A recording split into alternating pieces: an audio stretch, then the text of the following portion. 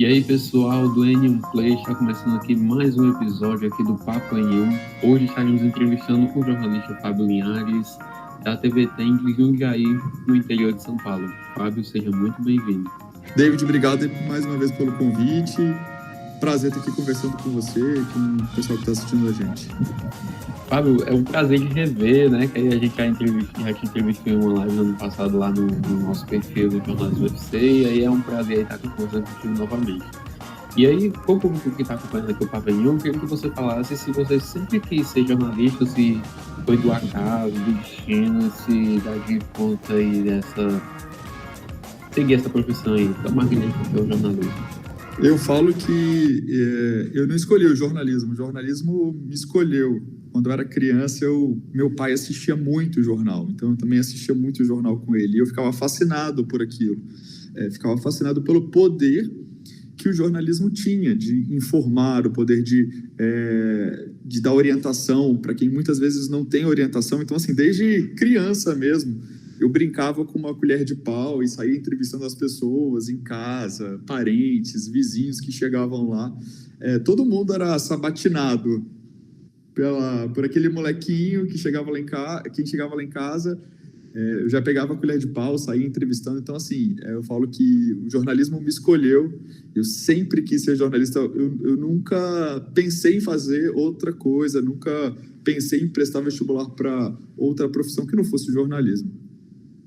E aí, Fábio, nessa sua trajetória do jornalismo, eu queria que você falasse dos seus trabalhos anteriores até a chegada na TV Tem. Inclusive, um desses trabalhos foi na TV Gazeta, no qual você se destacou bastante, não foi? Isso, eu comecei trabalhando em TV, na TV Tribuna, que é afiliada do SBT no Espírito Santo. Eu comecei como estagiário lá ainda durante a faculdade. Fui contratado, fiquei lá como produtor, como repórter, também editava projetos especiais lá na TV Tribuna, até que surgiu a oportunidade de trabalhar na TV Gazeta, que é afiliada da Globo no Espírito Santo. Eu entrei como repórter na sucursal em São Mateus, que é uma cidade no extremo norte do Espírito Santo. Fiquei só 3 meses lá e logo depois fui para a edição e para a apresentação do STV Primeira Edição, que hoje é o S1. E aí eu passei 2 anos e 3 meses apresentando e editando o Primeira Edição. E aí veio a oportunidade de ir para Vitória, ir para a capital. Aí fiquei lá por mais...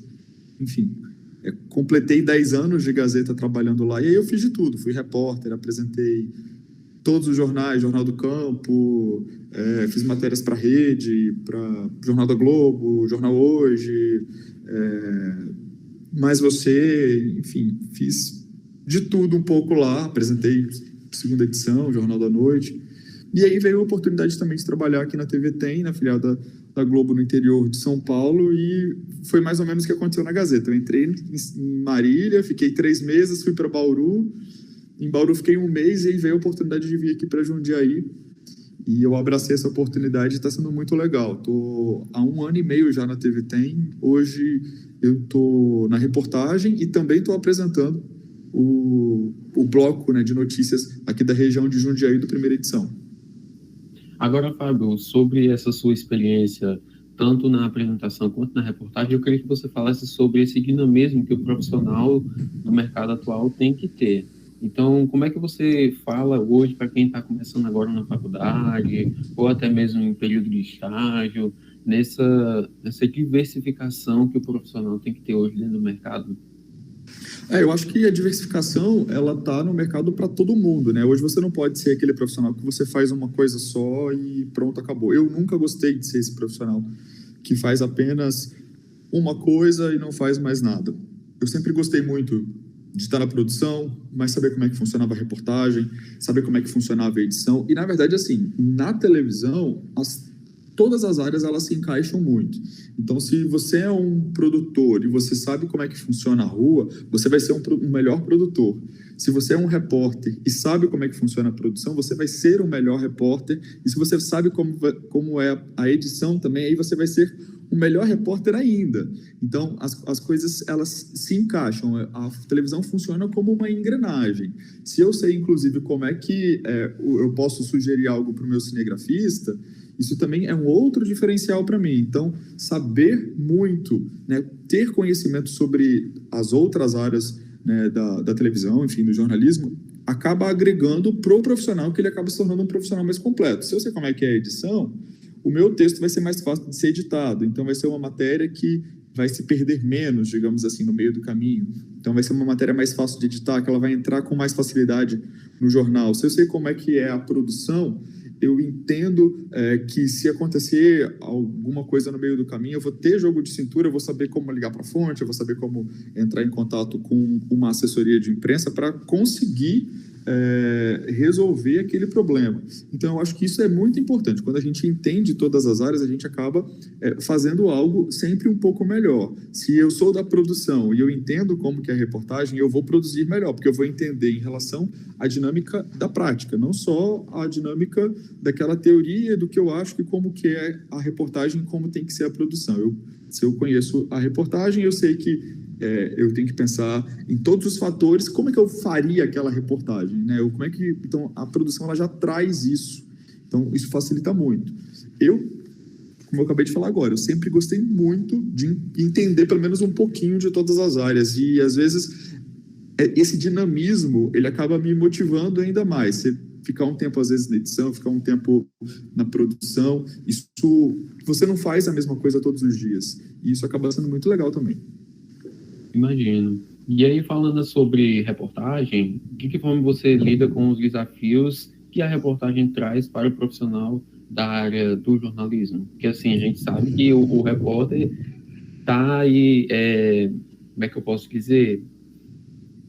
Visto, assim, para diversas situações do dia a dia. Tá né? na chuva, tá no sol, tá na poeira, tá no incêndio, tá no vendaval, tá na manifestação, a gente tá em todos esses lugares. Então, assim, a gente tem que estar sempre preparado, pensando que a gente vai fazer um trabalho ideal, um trabalho legal para a população. É isso que me motiva. Então, a gente está sempre preparado para isso, porque os desafios, eles acontecem e são geralmente inesperados, né? A gente não sabe muito bem o que a gente vai encontrar. Às vezes, um dia antes, a gente imagina que vai fazer uma pauta fofinha, bonitinha, no dia seguinte, quando a gente chega, está acontecendo um temporal, ou, enfim, aconteceu algo que é notícia, é relevante, mas que, infelizmente, a notícia não é nada boa e a gente tem que correr atrás. Com certeza. E falando sobre a apresentação, entre reportagem e apresentação, você tem uma preferência? Ou então você gosta de atuar? Como você quer falar, né? Você gosta de estar experimentando um pouquinho de cada área, né? Mas assim, entre reportagem e apresentação, tem algum que te atraia mais? Ou não? Hoje é equilibrado? A reportagem, ela tem uma coisa que me deixa, assim, que me encanta muito, que é estar todos os dias em locais diferentes, conhecendo pessoas diferentes, histórias diferentes. Então, isso é muito rico, muito, muito, muito, muito, muito. E a apresentação, ela também tem um fator muito legal, que é as pessoas, elas criam o hábito de assistir TV. Então, elas criam o hábito de almoçar comigo. Então, quando a gente conversa com as pessoas em casa, porque quando a gente está apresentando o jornal, a gente está conversando com quem está em casa.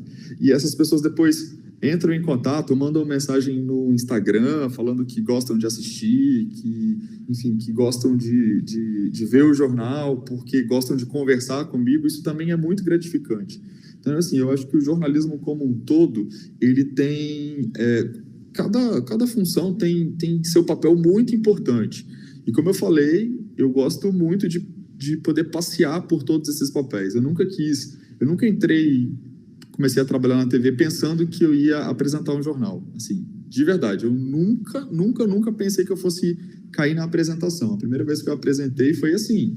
Foi uma coisa que aconteceu, que veio, e todas as outras vezes também. As propostas chegavam, vamos lá, vamos fazer, é legal e tal. E ao mesmo tempo que as propostas chegaram, foram legais, eu também nunca tive essa coisa de pensar e ficar, não, vou deixar a apresentação porque eu tenho um projeto legal na reportagem. Eu nunca tive essa coisa que às vezes as pessoas têm, que acham que a apresentação é melhor do que reportagem, mas para o jornalismo é jornalismo. Então, onde a gente estiver, isso é importante. Sabe como é que você lida com o carinho e a atenção das pessoas que te acompanham todos os dias? Olha, isso é muito legal mesmo, assim, porque Com as redes sociais isso aproximou muito, né? Então as pessoas elas acompanham muito a gente nas redes sociais, mandam mensagem, né? Se divertem com as coisas que acontecem às vezes, né? Que a gente mostra os bastidores lá nas redes sociais e eu, assim, eu fico mais impressionado ainda quando eu estou andando na rua, quando eu estou andando por algum lugar e alguém fala meu nome, vem falar comigo, fala, você é o Fábio. Ou às vezes as pessoas perguntam, qual é o seu nome? Aí eu falo, eu sou o Fábio. Aí falam, Fábio Linhares. Eu falo, putz, pô, que legal, né? A pessoa sabe meu nome, sabe meu sobrenome, ou seja, ela não tá falando comigo só porque às vezes eu tô com o microfone na mão, né? Que aí é muito fácil de identificar quem trabalha na televisão porque tá com o microfone na mão, mas a pessoa realmente acompanha o trabalho e fala, eu gosto muito, gosto das suas reportagens, gosto quando você esteve no lugar tal. Aí quando fala, assim, dá um exemplo, é melhor ainda, né? E eu fico muito feliz com esse carinho, sempre paro e gosto de conversar, gosto de entender, né? Mas o que você gostou, o que foi legal, porque para saber se a gente está indo no caminho certo, não está indo no caminho certo e graças a Deus normalmente a, a resposta é muito boa, né? O mais interessante é que o público que acompanhava no Espírito Santo, até hoje, vamos dizer assim, sente a sua falta, né? Como é que você lida com essas pessoas com carinho desse povo aí que colocou o Fábio Linhares, que é do Espírito Santo, que é da TV Gazeta? Olha, isso é muito legal, assim, porque eu não imaginava que isso fosse continuar forte do jeito que continuou. Minha mãe me ligou hoje e falou, eu fui no dentista e a moça da recepção veio falar comigo, perguntando de você e tudo mais. Aí eu falei, mas como? Ela sabe que você é minha mãe? Viu em rede social, vai pelo nome. Enfim, as pessoas perguntam para os meus pais, que estão lá no Espírito Santo ainda, as pessoas mandam mensagem para mim no Instagram, volta, aquela coisa toda. E assim, eu nunca falei que eu nunca voltaria para o Espírito Santo, tanto que o Espírito Santo está aqui na minha casa. Esse é o Convento da Penha, um dos pontos turísticos mais famosos do Espírito Santo. Essa foto aqui é da praia lá em Vila Velha também, outro ponto super famoso no Espírito Santo. As duas fotos eu que fiz, mandei imprimir, o Espírito Santo está aqui comigo ainda. Então, é muito engraçado, é muito legal, assim, porque eu não imaginei que 1 ano e meio depois as pessoas fossem ainda assim, falar que sentem falta, falar que perguntam onde eu tô. E isso é interessante, assim, o carinho do público. E aí, Fábio, falando sobre rotinas, que o jornalista de hoje ele não tem rotina, né? Mas assim, tenta especificar para a gente como é um pouquinho do seu dia a dia, tanto na reportagem quanto na apresentação. A gente tem uma rotina que a gente muda os horários mais ou menos a cada 2 semanas. Então, 2 semanas eu trabalho pela manhã e 2 semanas eu trabalho à tarde. De manhã eu entro 6 horas da manhã, aí já me posiciono para participar do Bom Dia São Paulo. Depois a gente tem o Bom Dia Cidade, que é um jornal local aqui para a região, né, de Jundiaí, de Sorocaba. Depois a gente vai para a rua de novo, continua na rua fazendo alguma reportagem que vai ao ar ou no Primeira Edição ou que vai ao ar no Jornal da Noite. Aí tem que correr de volta para a TV para 11 horas da manhã, 11 e pouquinho, já começar a me preparar para meio-dia o jornal entrar no ar e a gente fica ao vivo até 1 hora da tarde com participação. Então, assim, não é fácil. Esses dias foi engraçado que eu comprei um banquinho, porque às vezes a gente fica na rua esperando a entrada no Bom Dia 30, 40 minutos. Eu comprei um banquinho daqueles que abre e fecha e falei, nossa, foi um super investimento, que a gente senta ali no meio da rua e às vezes a gente não tem onde sentar, senta no meio-fio, senta em qualquer lugar que tiver. E quando eu trabalho à tarde, aí a rotina eu entro, né, por volta de 11 horas da manhã para apresentar o jornal, apresento o jornal, depois vou para a rua, faço matéria, e aí tem a entrada ao vivo no Jornal da Noite, na segunda edição também. Então, é bem puxado mesmo. E aí, como é que é essa questão assim, de trabalhar com coberturas, né? Ao longo da sua caminhada jornalística, você já trabalhou com coberturas bastante intensas, uma, inclusive, que marcou aí, que foi no Espírito Santo, uma manifestação e tudo mais. Eu queria que você explicasse dessas coberturas aí mais marcantes da sua carreira. São várias coberturas que acabam marcando a gente, né? Coberturas boas, coberturas, enfim, legais, de tipo a Festa da Penha, que é a padroeira do Espírito Santo, que a gente faz uma cobertura muito legal com reportagens especiais, faz transmissão da missa de encerramento, fiz a transmissão por alguns anos e assim, era um momento muito emocionante de muita fé. E tiveram coberturas que não foram legais, como alagamentos, teve a cobertura teve um ano que choveu muito no Espírito Santo e foi muito difícil, assim, a gente trabalhava com chuva praticamente 24 horas, então a tragédia da chuva é uma tragédia difícil da gente cobrir, muito difícil mesmo. E teve a greve da PM, que foi uma outra cobertura muito difícil, porque a gente estava lidando diretamente com a insegurança, né? Os policiais militares estavam nos quartéis, não saíam para, enfim, patrulhar as ruas. E a gente viveu alguns momentos bem complicados, né? De pânico, de você não saber se sai de casa se você volta, né? Isso não só para a gente como jornalista, mas para toda a população do Espírito Santo. Foram dias muito difíceis. A gente viu lojas que foram saqueadas, a gente viu, enfim, situações que eu não gosto nem de lembrar, situações bem complicadas mesmo. Mas o jornalismo é isso, o jornalismo está aí para levar informação para as pessoas. A gente brinca que se está todo mundo correndo para um lado contrário, para um lado, né, para a direita, a gente tem que correr para a esquerda, porque se as pessoas estão correndo da esquerda, a notícia está na esquerda. Então, a gente, quando todo mundo está indo para um lado, a gente está indo para o outro. Mas, normalmente, a gente sempre vai com muita calma, com muita cautela, porque a gente também tem que se preservar. Então, assim, foram várias coberturas marcantes que eu passei ao longo dos 10 anos que eu fiquei na Gazeta. Aqui na TV Tem também, a gente teve coberturas que foram bem marcantes, como o incêndio que teve na Serra do Japi. A gente ficou 2 semanas, a gente via o fogo queimando a mata, os animais correndo, procurando refúgio em outros lugares. E o trabalho árduo do Corpo de Bombeiros, da Defesa Civil, de voluntários tentando apagar o fogo que estava consumindo, e consumiu, assim, não sei, nem lembro de cabeça quantos hectares de mata nativa. Então, assim, são coberturas que são, às vezes, difíceis, mas, no final, a gente sempre fica orgulhoso por ter levado a informação para a população, que eu acho que é o principal. Algumas coberturas de acontecimentos, né, elas ganham relevância para todo o país, né? Como é que é para você entrar na casa de milhões e milhões de brasileiros, você está sendo responsável por levar, trazer as informações daquela cobertura para todo o país e também para quem está do outro lado do mundo também, que acompanha ali pelo Globoplay, né? Querendo ou não, cria uma responsabilidade dentro de si, na verdade? É uma responsabilidade, com certeza, muito grande. Sim, você falou disso, eu lembrei de uma cobertura que foi a cobertura do Gerson Camata, o ex-governador do Espírito Santo, que foi assassinado. Era a época do Natal, eu tinha entrado para trabalhar de manhã, ia sair à tarde, e naquele dia, 5 da tarde, o ex-governador foi assassinado lá em Vitória. Nesse dia eu só saí 11 horas da noite. E a gente, né, fazendo a cobertura sempre com muito respeito à família daquela vítima, né? Uma pessoa foi presa, né, quase que imediatamente ao crime, então também sempre com respeito ao trabalho da polícia, mostrando o que estava acontecendo, quem foi preso, enfim. E a gente tem essa responsabilidade de levar a informação correta para a casa das pessoas, principalmente nesse momento em que a gente vive de tanta fake news, de tantas pessoas que criam notícias falsas, criam notícias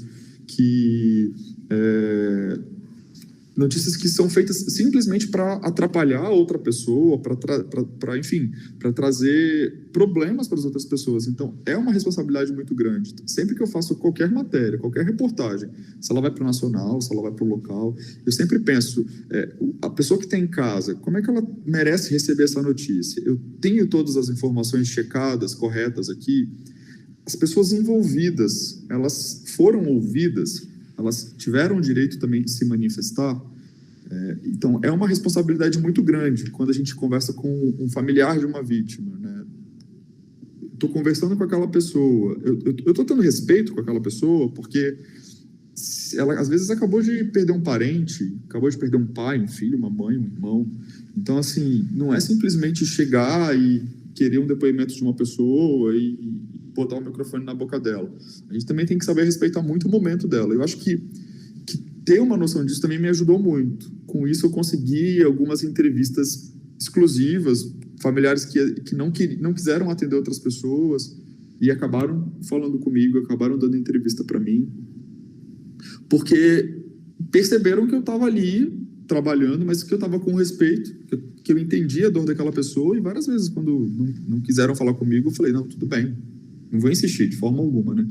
A gente não quer de forma alguma passar por aquilo que às vezes aquele familiar de uma vítima ou aquela vítima está passando. Então, e nisso a gente conversa, acaba mostrando, né, confiança, e às vezes consegue até, inclusive, boas informações, boas entrevistas, com respeito, com dedicação, pensando justamente nessa qualidade dessa informação que a gente está levando para quem está em casa.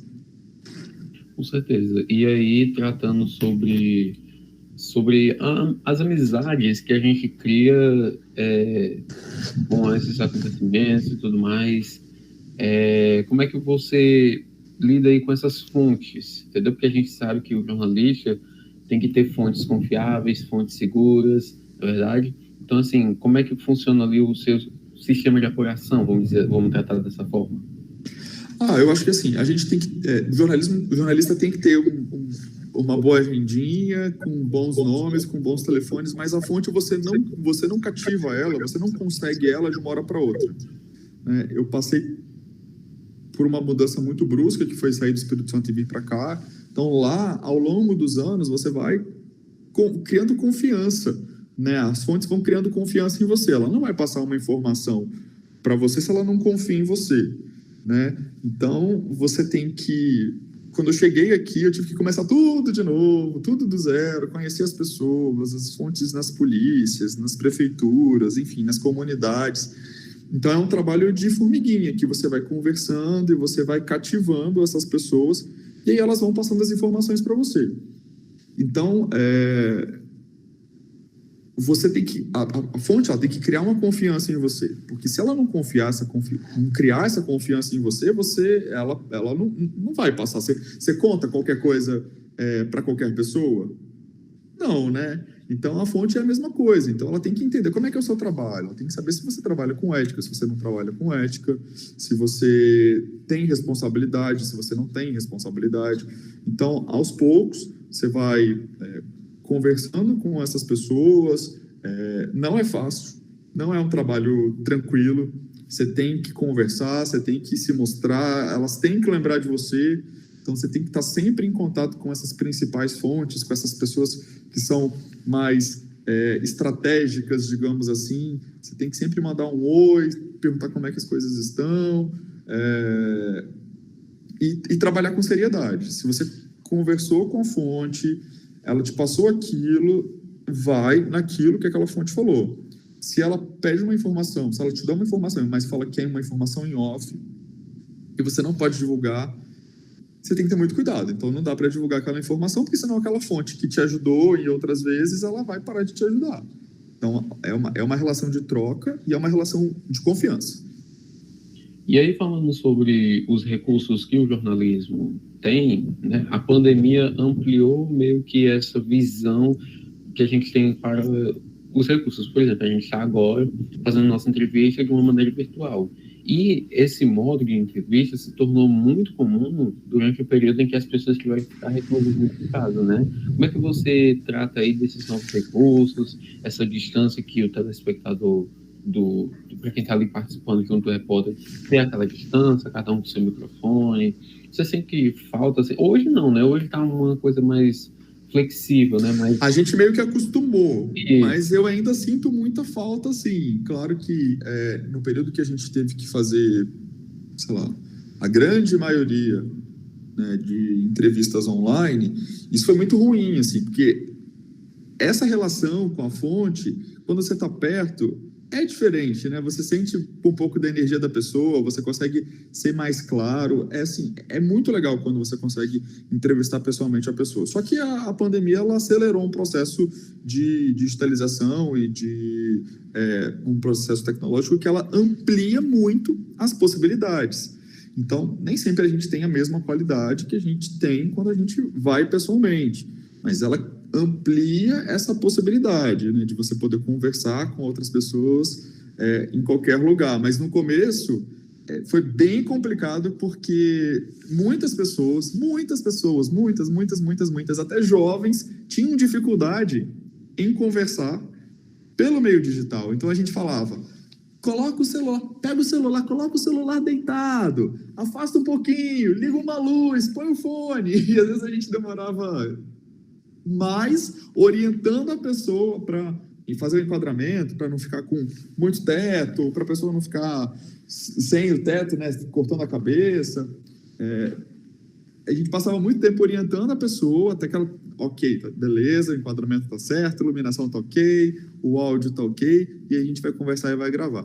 Eu acho que no começo foi, sim, a gente passava muito perrengue com relação a isso também. Hoje em dia, né, tá um pouco mais tranquilo, as pessoas também se acostumaram a fazer reunião pela internet e tudo mais, então passou a ser algo mais tranquilo, mas abriu um leque de possibilidades, mas eu confesso que eu ainda não sinto mais falta, porque a gente voltou agora com as entrevistas praticamente todas pessoalmente, né? Graças a Deus, com a vacina, enfim, com o avanço do controle da pandemia, isso foi possível. Mas eu sinto falta, assim, é o calor humano que faz a diferença, de você olhar no olho da pessoa, de você, sabe, identificar no gesto das pessoas o que ela está falando. Então, é legal tá perto. Abrir uma possibilidade, enfim, a tecnologia está aí para ajudar a gente, como sempre ajuda. Hoje a gente está mais fácil entrar ao vivo, está mais fácil entrevistar as pessoas, mas o calor humano sempre faz falta. E aí, eu queria, assim, já perto de encerrar a nossa entrevista, eu queria que você falasse sobre a sua visão a imprensa hoje no Brasil. A gente sabe que diversos jornalistas sofrem ataques das pessoas, de organizações, né, de autoridades políticas e tudo mais. E, assim, hoje jornalistas são ameaçados pela divulgação de informações e, enfim, é algo muito denso, sabe? E aí eu queria que você falasse a sua visão sobre a imprensa brasileira. Eu acho que a gente tem muitos veículos muito sérios, com profissionais muito gabaritados. Isso no país inteiro. São muitos. Eu não consigo falar um veículo só. Então é isso que me move. É ver que tem muita gente fazendo jornalismo sério e ver também que tem muita gente que consome o jornalismo sério, né? Então, quando eu vejo colegas, amigos que não são jornalistas, né? Enfim, tem diversas outras profissões, e que eles entram em portais e falam: ah, Fábio, eu li essa informação no portal tal, que é um portal sério, eu fico muito feliz mesmo. Quando eu vejo que um colega que também não é jornalista, mas que recebeu uma informação às vezes de um portal que não é um portal, né, que tem um compromisso com o jornalismo sério, com a verdade, e aquela notícia é toda tendenciosa, toda estranha, e essa pessoa fala: ah, eu recebi essa notícia, ao mesmo tempo eu fui e pesquisei no portal X, que é um portal sério, e vi que não é isso. Eu fico muito feliz de saber que as pessoas estão entendendo o que é fake news, estão entendendo que existem sites que não é por estar na internet que é verdade. Existem sites para trazer desinformação para as pessoas. Então, é isso que me move. É quando eu estou na rua e vem a Dona Maria, e vem o seu João, e pega na minha mão e fala: ah, Fábio, eu te assisto todos os dias, eu gosto de ver você no jornal. Então, eu sei que essas pessoas estão consumindo jornalismo sério. Então, é isso que me move. Porque, sim, acho que todas as profissões têm muitos desafios, né? E a gente tem um papel muito importante para a população. A gente não pode esquecer nunca desse papel. Então, é esse papel que me move realmente para todos esses desafios. E eu queria que você agora definisse, sim, com uma palavra, com uma frase, com uma definição mais específica, a palavra jornalista. Definir jornalista, nossa, essa é muito difícil. Porque foi o que eu falei, a gente tem um papel fundamental para a sociedade, assim. Então, eu acho que eu consigo definir o jornalismo como responsabilidade. Acho que o jornalismo tem uma responsabilidade muito grande para a sociedade, para levar informação, para levar dignidade, dar voz para a população, dar voz para quem não tem voz muitas vezes. Acho que é isso. E eu queria... Uma pergunta que eu estava travando aqui na minha mente era as suas relações com seus amigos de trabalho. Mais uma pessoa, até hoje, ela não sai da minha cabeça porque era tão bonitinha a relação de vocês. Eu acho que tu já sabe quem é. Que é o Elton, da TV Gazeta. A relação de vocês dois era algo assim, inigualável. Até hoje eu sinto falta de ver os dois interagindo e tudo mais. Mas e aí, como é que você conta aí dessas suas relações no trabalho? Assim, isso é muito legal, né? Porque a gente está no mesmo barco sempre, então a gente está sempre muito junto. O jornalismo, ele, como eu falei antes, é uma engrenagem, então a gente depende, não depende, assim, né? Um colabora muito com o trabalho do outro, mesmo sendo, às vezes, dois repórteres em reportagens diferentes. Então, é muito importante ter essa colaboração. E, ao longo desse tempo, eu fiz muitos amigos lá no Espírito Santo, claro. Eu estava de férias agora há pouco e fui para o Espírito Santo. Falei, gente, cheguei. A gente foi para um barzinho, chamei, falei, galera, quero encontrar todo mundo. De repente começou a chegar gente. A mesa não cabia mais de gente, não cabia mais de... O dono do bar já começou a ficar, meu Deus, não tem mais espaço para aumentar a mesa. E a galera não parava de chegar. Isso foi muito gratificante para mim. O Elton é um amigo de verdade até hoje, a gente se fala direto, a gente mantém uma amizade muito grande, principalmente por uma questão de respeito, de companheirismo e de um torcer pelo outro. Isso sempre, eu acho que eu e o Elton, a gente fez uma amizade muito legal, justamente por isso, um sempre torceu pelo outro, apesar de um ser muito zoador com o outro, de brincar muito um com o outro, mas eu acho que isso é muito legal. Tem gente que acha que televisão é ego, que televisão é status, mas eu sou além, assim, eu acredito que televisão é companheirismo e televisão não é feito por uma pessoa só. Então, eu tenho muitos bons amigos que eu fiz ao longo desse tempo aí, por onde eu passei, e aqui também na TV assim, tem pessoas que são muito queridas mesmo, e eu fico muito feliz. E agora eu queria que você deixasse um recado para o público que está acompanhando o Papo N1. Pessoal, obrigado aí por vocês terem acompanhado essa entrevista. Espero que vocês tenham aproveitado, e eu quero deixar um recado muito importante. Busque sempre informação em lugar confiável. O veículo que você confia, o veículo sério, busque sempre informação em locais confiáveis. Desconfie de algumas informações que às vezes chegam pela internet, por redes sociais, e apoie o jornalismo sério, porque a gente está ali no jornal, no site, no rádio, na televisão, fazendo um trabalho para você que está aí em casa, que está assistindo a gente. E é isso aí. Eu vou só encerrar aqui o programa, a gente continua conversando mais um pouquinho, tá bom? Para você que nos acompanhou aqui no Papo N1, eu te agradeço demais, tá bom? Agradecer também ao Fábio, que nos concedeu a honra de poder conversar um pouquinho sobre essa profissão aí tão digna e tão honrosa que é o jornalismo, tá bom? Para você que nos acompanha aqui no N1 Play, a gente se vê no próximo vídeo. Valeu, David. Obrigado. Hein?